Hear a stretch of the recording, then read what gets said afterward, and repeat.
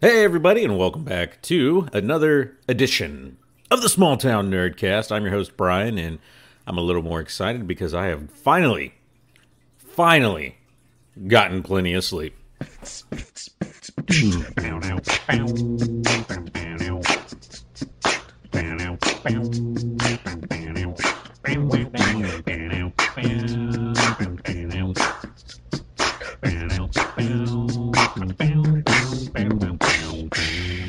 So, yeah, we're back in the office, and we are back to our regular programming. We were the last episode, but even more so this episode. I don't think I really have a lot of stuff to talk about this week, but we do have some comic books and some interesting news that I had to share because of the wow factor. Actually, let's get into some nifty nerd news first before we get into the comic book that I was going to talk about this week for the podcast. But I was trolling Reddit, which I love to do, and just, lurk around, look at things, and I came across a news article talking about Disney, and not like a movie or anything like that, but excuse me, Disney just acquired a patent, I guess it's a patent for a new type of roller coaster. And Disney is innovative, to say the least. They've come up with really interesting rides, very multi-purpose, multifunctional type rides. What is it? The Tower of Terror.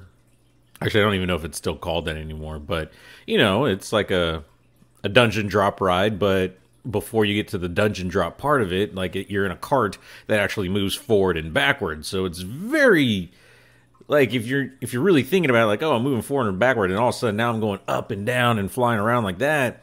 You don't think about the intricacies of building that cart, building the housing for that cart so you can make it go up and down really fast, and how that all works. But I digress from that and talk more about this patent that they just applied for or was granted. And it's for a roller coaster that is able to jump off the tracks and come back onto the tracks. And the diagram for it looks just as crazy as this sounds. And I don't mean like the Tower of Terror type cart goes from one set of tracks through a little area and into the box set of track type thing.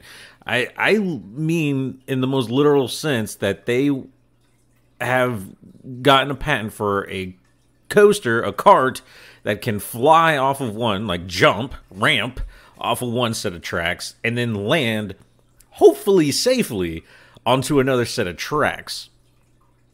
It is bonkers. I don't even know.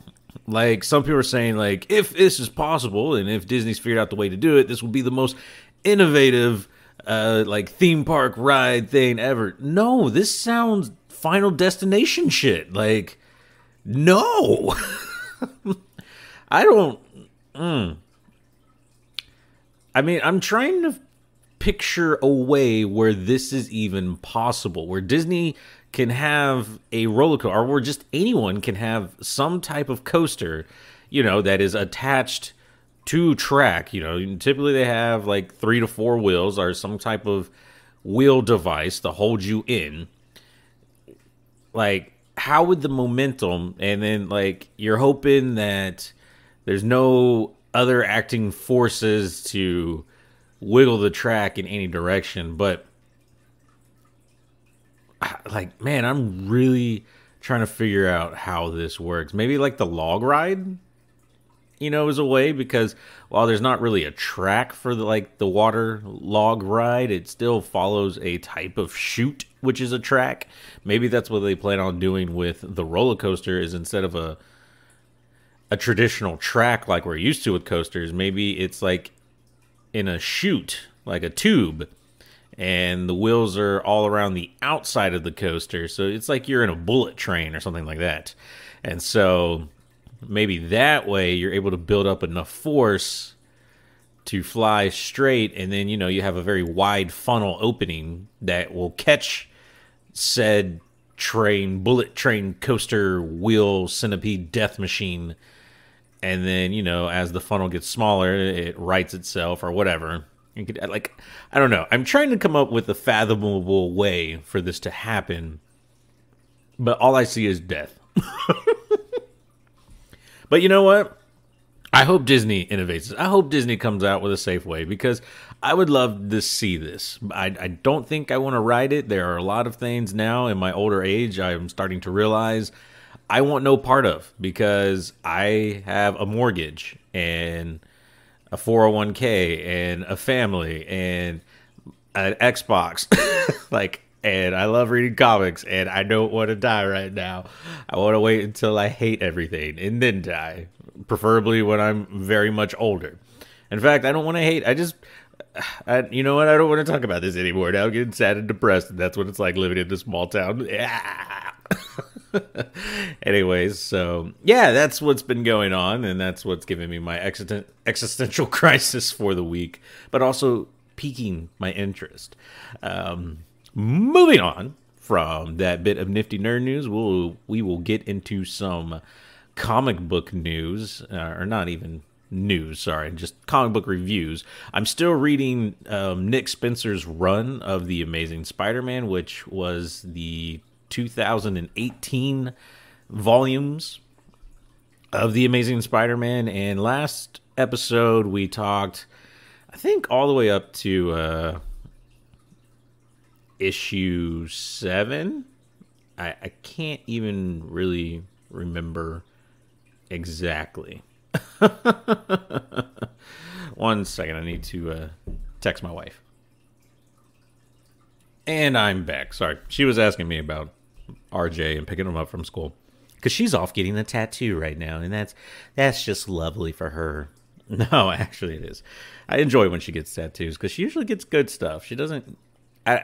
when I think about Casey getting her tattoos, she's never gotten anything where I've looked at it and been like, ugh, or like, why? Like, why are you getting that, Because tattoos are not cheap. They are pricey. They cost money, and especially the good ones cost even more. So I'm happy that she at least takes time and crafts with the tattoo expert a good tattoo, or at least a fine version of a tattoo to place on her body. So I am happy about that. Anyway, moving on to The Amazing Spider-Man 2018. Nick Spencer, I think we talked up into issue 7, things that were happening. So big picture stuff. If you don't remember, because you don't read comics or you don't follow along with the MCU movies, Peter Parker, at one point, everyone knew that he was Spider-Man. In the comics, in the movies, like, this has happened. In the comics, it was for different reasons. Actually, no, it was through Civil War, I believe, is when he reveals his identity to the world. And so the same in the movie. Well, no, in the movies it's different. It happens in his Far From Home movie. And yeah, Mysterio is the one. Okay, anyway, so due to things that happen with that, Peter Parker eventually makes I could have swore, and maybe the comics retcon this or what, but in the comic books, I thought he made a deal with Mephisto that everyone would forget who he is, so that he could go back to being anonymous Spider-Man and Peter Parker, two separate lives. But the comic book that I'm reading now by Nick Spencer says that he went to Doctor Strange to do this. And maybe I'm mixing up two different stories in the comics. Maybe he makes a deal with Mephisto to save Aunt May, and then things happen. I really can't remember, and this happened so long ago. But moral of the story was, Peter Parker made everyone forget that he was Spider-Man, so that way he could, live peacefully as Peter Parker because, you know, the whole tangle of webs that he had built with everyone's different relationships and putting them in a lot of more danger and drama and trouble because of him being Spider-Man. He was finally, you know, over it. He didn't want that to happen anymore. So everyone forgot who he was, except now that he's, you know, being able to tell a select few people. And, you know, it's kind of like a great way, you know, I mean, that's what I called it earlier, a retcon, you know, to take all that back and then either retell old stories or, you know, put a new spin on these old stories for a new generation. And that's pretty much what they do. So that's kind of like overall big picture of what's been going on leading into this. And I mean, we've talked about like other things that have happened, and like that's the thing about comic books, especially nowadays. They reference so many things that have happened in past comic books, but we're talking Amazing Spider-Man here, so there have been comics since like the 60s. So that's a lot of a story there to cover. But yeah, so all that has been happening, whatever. I was just trying to catch you up real quickly because there are some points in this run leading up to, let's see, issue 8 through issue 16 is where I'm cutting this off because I want to save the next set of stories for a new pod, or a different episode, not a different podcast, but a different episode. And I'll tell you why after we talk about a little bit of this. So with no one really knowing who Peter Parker is and him just trying to get back to his life, a normal life, things, of course, do not always go as planned. He's lost his company that he built, Parker Industries. Well, Dr. Octopus built in his name, Parker Industries. He's lost his credibility when they found out that he, quote-unquote, plagiarized his doctoral thesis, which it was plagiarized because it was really done when Doc Ock had his body. And so the computer said, hey, this is Doc Ock's work, not Peter Parker's work, which is true, yes, but it happened in Peter Parker's body, so that like really is a crazy implication of what this machine is capable of. Anywho, but the one thing that he does have, he has his Aunt May. Well, actually, Aunt May was really disappointed in him because of the whole doctoral thesis thing. But he has, you know, he has his health. He has MJ, who he was like issue number 1. Like they get back together in this series in the 2018 run. But he also has J. Jonah Jameson, which I know if anyone knows Peter Parker, you know that him and Jay do not get along. They Jameson has been Spider-Man's like arch nemesis, social social media anti-presence. Like he has always been on the news, on the radio, on the internet, whatever, you know, as the times jump, that J. Jonah Jameson has always been against that menace, that wall crawler, that horrible anti-hero, or whatever he believes Spider-Man really is, despite saving the day all the time. And the reason is because, you know, Parker has very bad luck, and sometimes bad things happen while he's trying to do the good and right thing. But in a recent issue of the Spectacular Spider-Man, which was, it's still a Spider-Man story and it's canon, but it usually falls around smaller scale stories and things like that. And this was in Chip Zdarsky's run of it, which was happening around the same time, or maybe right before Nick Spencer's run. I can't really remember. I would have to go. Actually, I collected the physical copies of Chip Zdarsky's run, so I can take a look at that. But in that run, Peter Parker finally reveals his identity to J. Jonah Jameson, which Jonah, and it's actually a really good touching moment for this when it happens, because you learn a lot about the things that Jonah did for Peter Parker, because he knew that he lost his Uncle Ben. And like it was like this really touching moment in a way, and like they kind of peel back one layer of the onion of J. Jonah Jameson to show like he was a very caring guy. You know, one, he never sold any of his guys out. You know, like when villains would come into the office looking for the guy who takes pictures of Spider-Man or other types of reporters, like Jay would stand up to them. He might not be the friendliest man in the neighborhood, but he does he has a code, he's very ethical. He takes responsibility for those type of things, which is great, and so it was a really nice story, but now it's causing a different type of problem for Peter and Spider-Man as a whole, because now instead of having J. Jonah Jameson as his normal hate on Spider-Man self, he is now very loving on Spider-Man and like batting for him and being like an uber fan of Spider-Man, and it's kind of cringy. Like, this is like hashtag ew. But it's kind of funny, and it causes a really interesting dynamic between the two characters. There's another moment in this span of comics which I really love, and it has to do with Black Cat. If you know stuff about Spider-Man and Black Cat and their history together, Black Cat is a cat burglar, hence the name. And her and Spider-Man have had like this friendly, not rivalry, but a back and forth, because she is a villain, a crook, a thief, and he is a dude-gooder. But she also has like a code. She has a moral compass where, she won't really do bad things, and she usually steals from rich, mostly bad people.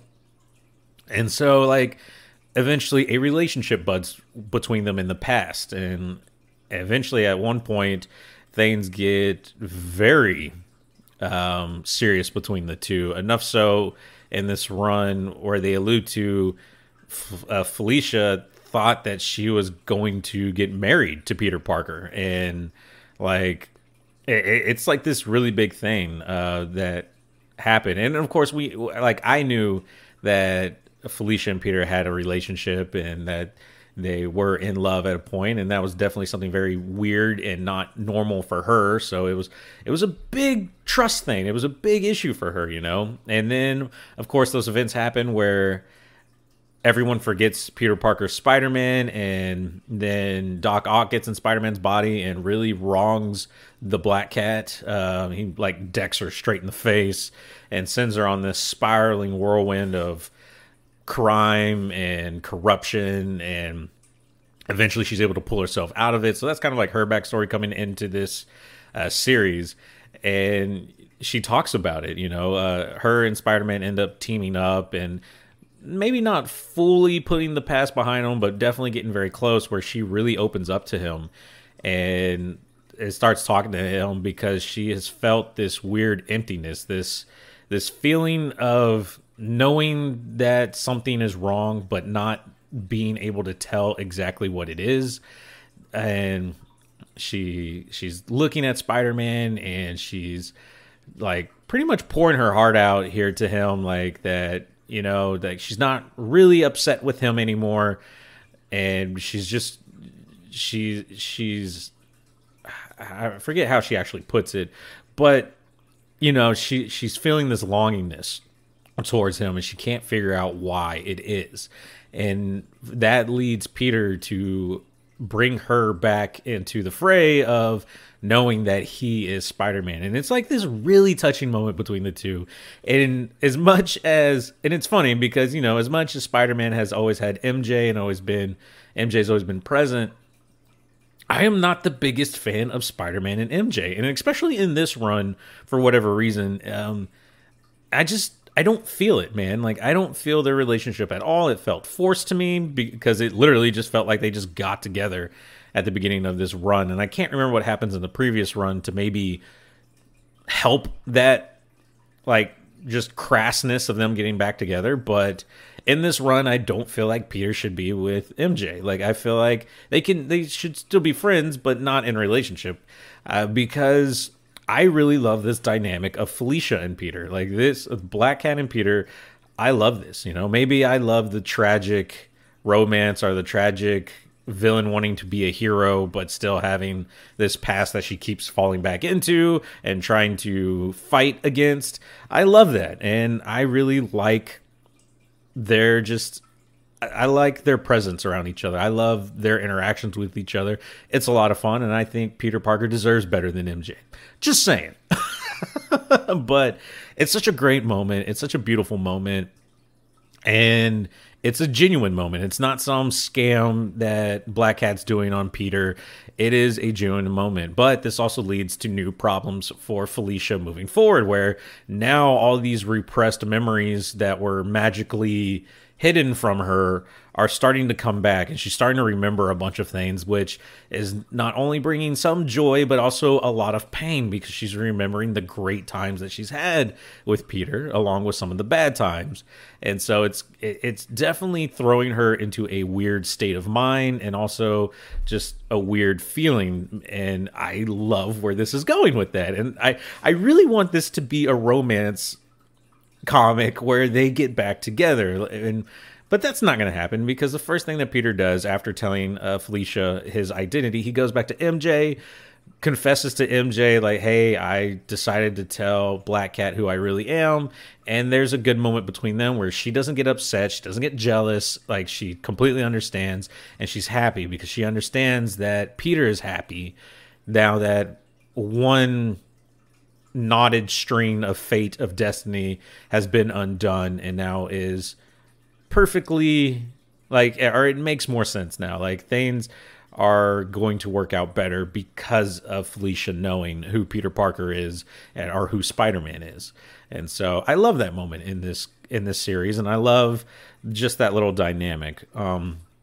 Moving on, behind the scenes, in which is going to be building up to the first event in the Spider-Man comic. So, you know, like a story arc that has a very deep meaning, and a lot of these little side stories that have been happening in these 18 issue or these 16 issues prior to the Starfield. Yeah, it's 16 because there's like a 16.1. It's weird. Anyway, so like a lot of little things have been happening in this comic book to build to the Spider-Man event that we're going to talk about soon, which is called Hunted, and it revolves around Kraven the Hunter. So you've seen these little moments in the comics where villains are getting kidnapped, are taken by two other villains, Taskmaster and Black Ant, I believe is his name. So, and you know, Black Ant is like Ant-Man, except evil version, and not because of the name. It's just, I don't know why he went. I guess, you know, there's red ants and there's black ants, and I don't know why he chose that name. I'm not the guy who writes the books, okay? I don't come up with the actor or the creator. I don't come up with the characters. I just talk about them. And so Taskmaster and Black Ant are kidnapping kidnapping villains. But you're starting to notice a theme with the villains that they are kidnapping. And all these villains, one, center around Spider-Man, his rogues gallery. But also, they all typically are a animal-themed type villain. So the Vulture, Scorpion, they try to capture the Lizard, Doc Connors at one point, but Spider-Man's able to save the day. So there is a theme going on, and you find out that these two are working for Kraven the Hunter. And Kraven the Hunter is a very popular Spider-Man villain, one that I don't know too much about other than he is a hunter and his name is Kraven, and he has the most insane manly chest hair that I have ever seen on a character ever before. But things have not been going well for Kraven the Hunter. In fact, he had died, but he ends up getting brought back to life through, I don't know, voodoo magic, something. He comes back to life. And in doing so, he kind of sees a new thing of being. He looks at the world and realizes that people are destroying everything that's great about it. And he wants to do something to maybe help people see. Like, he wants to make people better. That's not true, but in his weird, corrupt mind, he looks at these villains who are taking on animal themes and wearing these being totems for these animals, so to speak, and seeing that they don't truly understand what it means to be the totem for the animals that they are portraying. And so he decides he's going to teach them a lesson. And how he's going to do that? He is going to enlist the help of very rich, white, bored people who like to hunt things. And instead of hunting animals in Africa and stuff like that, he's going to make them hunt villains. And so that's where all this builds up to. And one storyline through this where Peter Parker and J. Jonah Jameson end up being trapped together in a Arcade death trap, and Arcade is another villain. After all that, after the dust settles from that little story, Arcade is visited by Kraven the Hunter, and they devised this basically little murder arena to bring in these supervillains, these animal-themed supervillains, to be housed in and to have, you know, rich white men hunt them. Like, that's where this is going, people. And it's interesting, you know, like, I'm finding this interesting. And Peter, while he still does not know what is actually happening, only we, the audience, know exactly what's happening.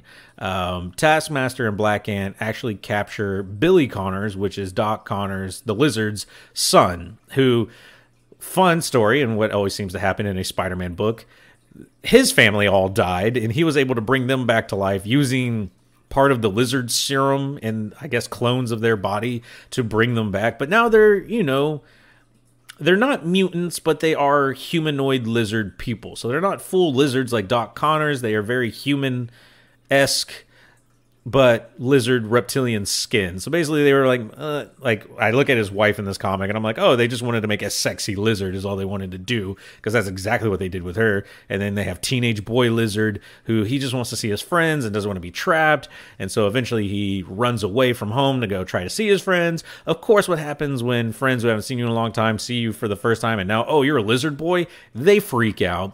Taskmaster and Black Ant show up because of course they do. They kidnap Billy Connors because, hey, he's an animal themed possible villain. I don't know. He's a boy. We're just bad guys. This is very ambiguous what we're doing anyway. We just want to get paid and go party. So they kidnap him and lock him in a cage.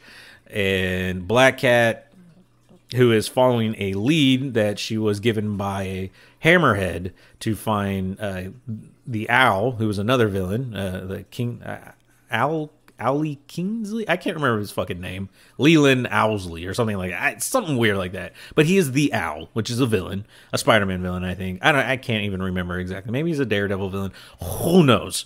So Black Cat's falling up in a lead to try to rescue the Owl. Turns out it was all a setup, so now she gets captured.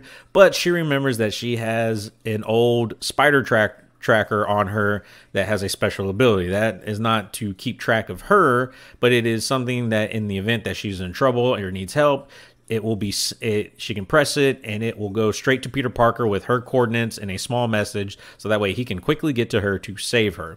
So cut to Peter Parker receiving this little spider tracker message from Black Cat saying that she found Billy Connors, something's going on with Taskmaster and Black Ant, and she knows what's going on, but she needs his help right away so she can stop this.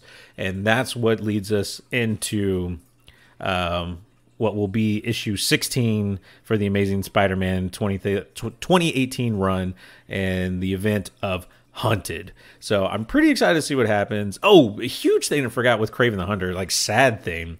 So Kraven lost like his entire family and decided that he wanted to make a new one. And so I think it's the High Evolutionary, which is another villain that I've never heard of.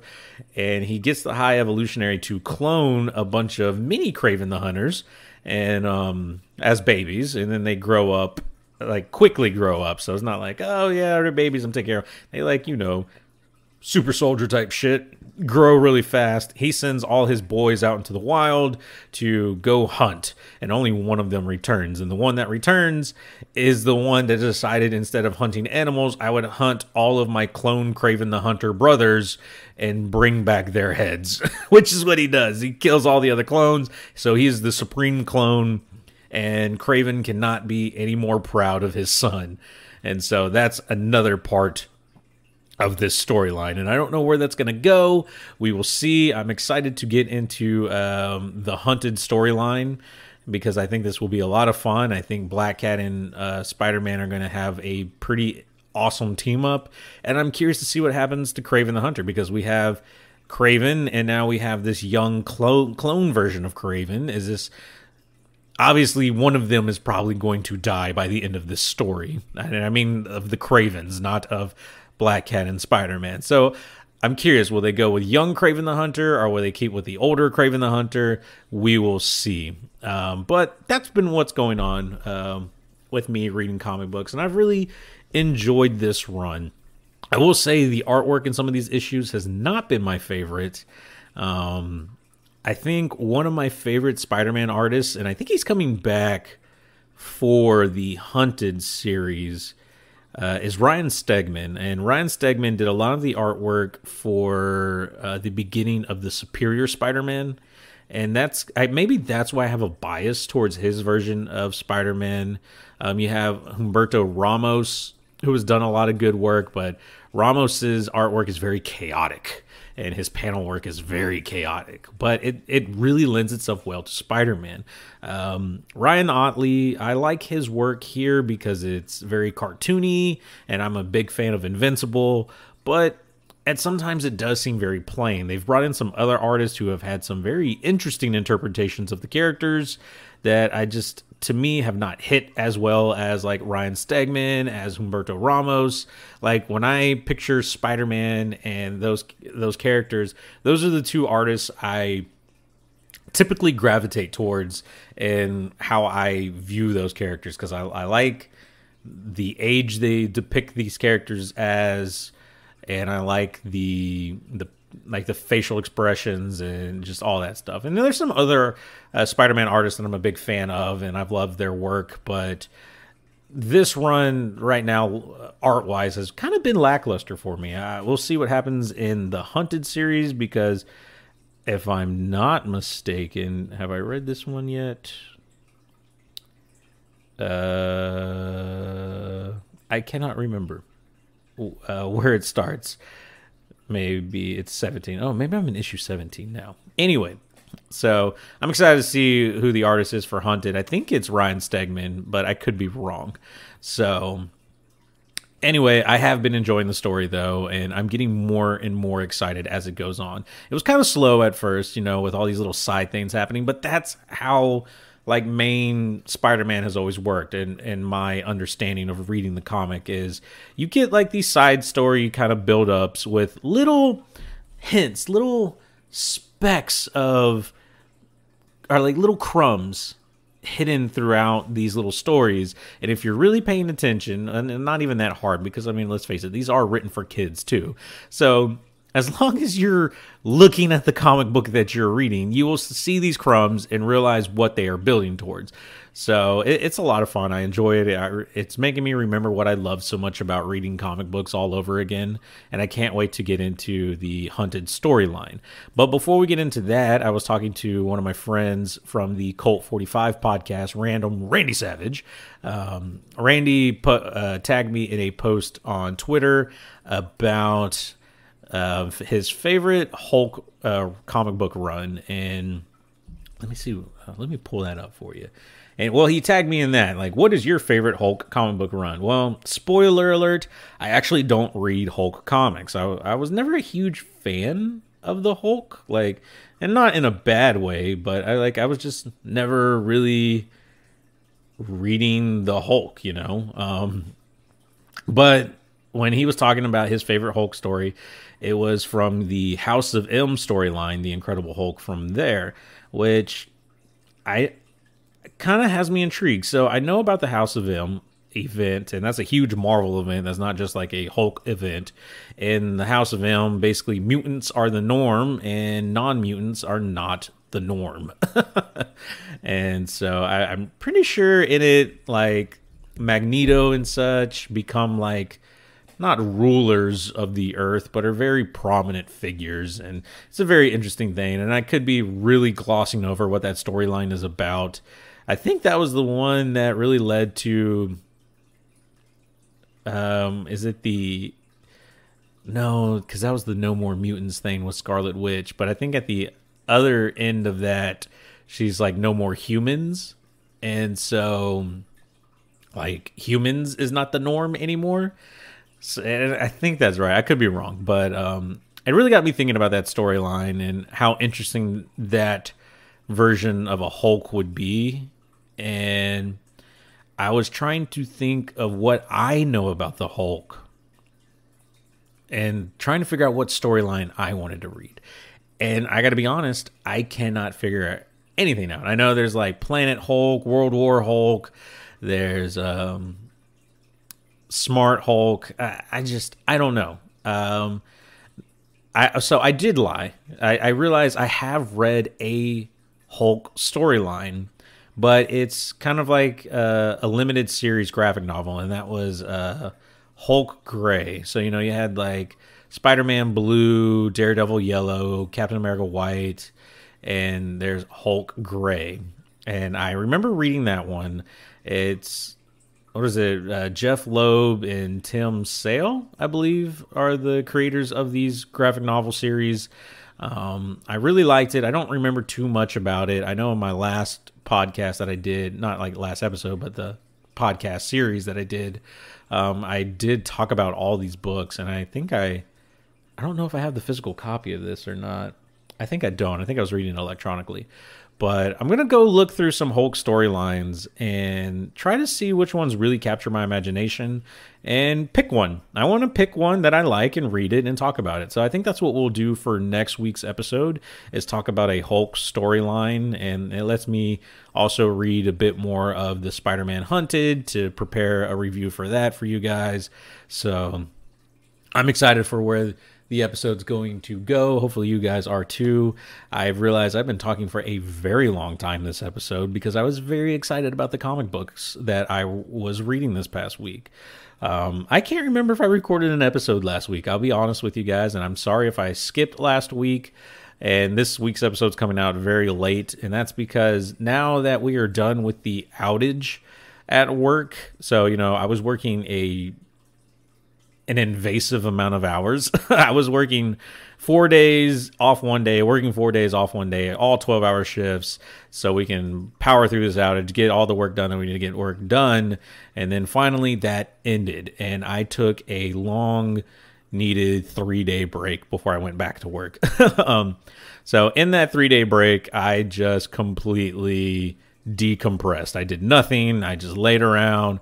I tried to regain what little strength I had left.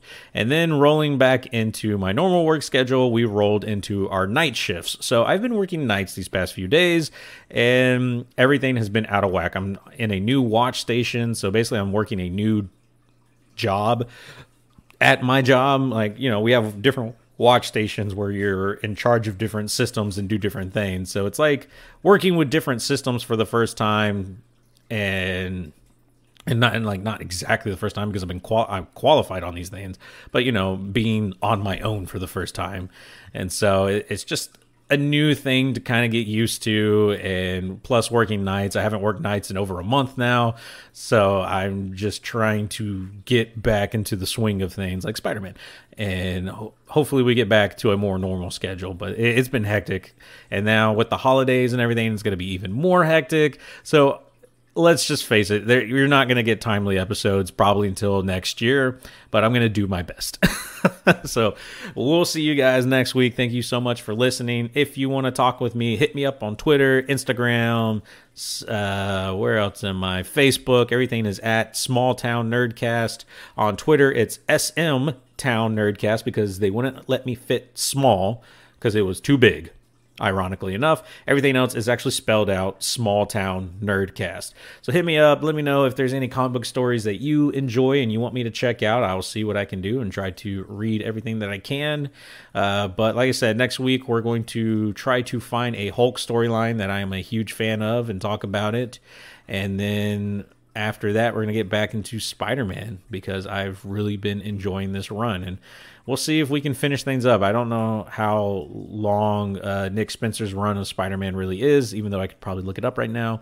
But we'll figure it out, and we'll get through it, and we'll figure out what comic book to go from there. But, you know, with your prodding and suggestion, maybe you will be the deciding factor in what comic book we take a review at after we finish up this run of Spider-Man. So thank you guys so much for this week, and we will see you all next. Oh, also don't forget, I do Twitch games.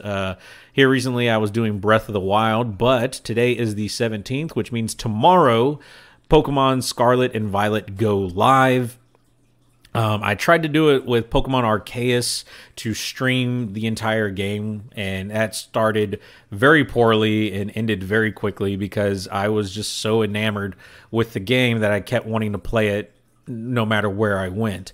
Hopefully I can resist the temptation with the new Pokemon game, and I decided to go with Pokemon Violet over Scarlet. So if you got Scarlet, maybe this would be good to see a different version of the game. I'm going to try to only play it while I'm streaming, so that way we can share this experience together. We will see how that works out because it typically never does. But I'm excited for that. So the 18th is when that game goes live. I've had it pre-ordered. I've had it downloaded. I've just been waiting for the date lock to release so I can start playing it. I guess I can play it at midnight tonight, but I'll be at work. And am I really going to bring my Nintendo Switch to work? Probably not. But so that's something I'm excited for. And everything at twitch.tv/Bry-Fy podcast. That's BRYFY podcast, because I couldn't get it to switch over to Small Town Nerd. I'm going to try. I'm going to see what I can do. But anywho, I digress. I'm getting way off topic and I'm going way too long. Thank you guys so much for listening to the podcast, and we will see you all next week. Later.